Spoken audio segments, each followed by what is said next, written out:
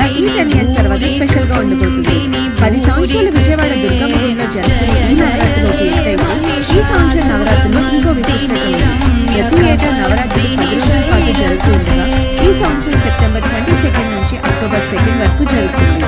ప్రతి ఏటా 10 అవతారంలో అమ్మ దర్శనం ఇస్తే ఈ సంవత్సరం మాత్రం 11 అవతారంలో కాత్యాయని స్పెషల్ అవతారంలో దర్శనమిస్తున్నారు. ఈసారి దసరా నవరాత్రులు 11 రోజుల పాటు జరుగుతున్నాయి. దీనికి కారణం ఏంటంటే 10 ఏళ్లకొకసారి తిథి మార్పు వల్ల అమ్మవారు 11 అవతారంలో భక్తులకు దర్శనమిస్తారని ఆలయ వేద పండితులు చెప్తున్నారు. ఈసారి